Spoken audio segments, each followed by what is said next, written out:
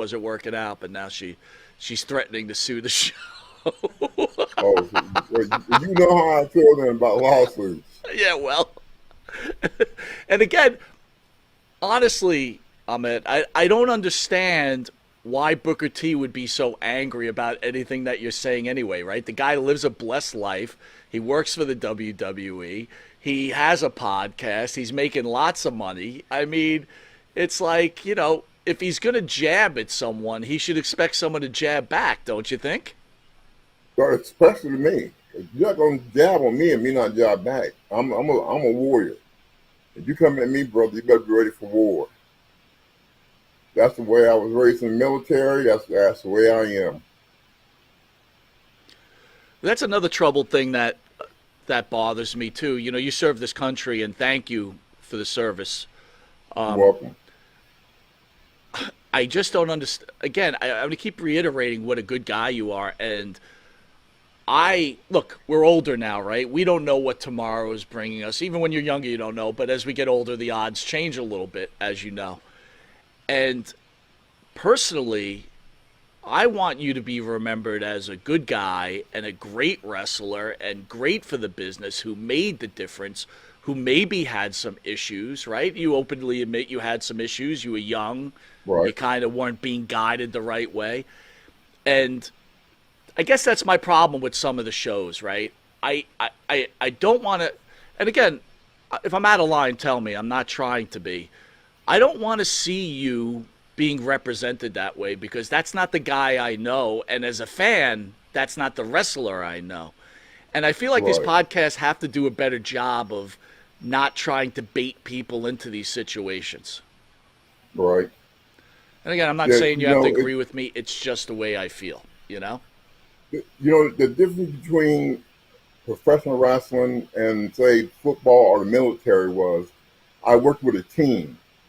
Everybody was for each other. Everybody was one team. In the military, you had to be one team in the military.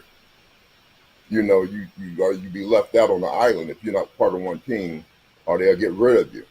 So I mean, I had my platoon together. I mean, and not only was I in the military, but I graduated most distinguished honor graduate, top of the class out of 2,000 soldiers. I graduated top of the class. Do you think that maybe was your problem when you got into the wrestling business because I was in Yes, the military also. I understood the whole team concept and this is a different world, right? Do you think that's why yes. you had a problem adapting to this? Well, you hit it right on the head. There was no team there, man. No team. And I had a big problem because I was used to guys coming together and, all of us have each other's back as one team. And in professional wrestling, it's every individual is trying to shoot you down for himself.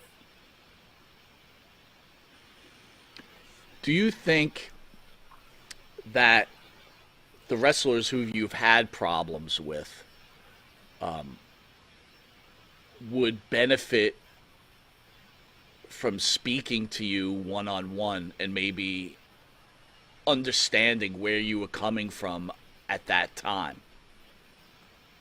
Yeah, that's a good question. Yeah, I think they would have if they came and talked to me.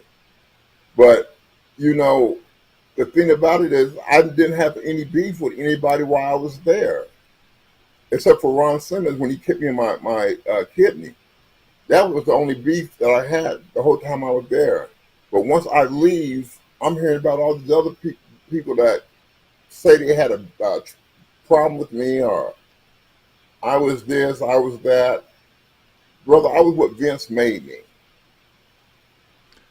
So when you leave the wrestling business, are you proud of what you accomplished at that point?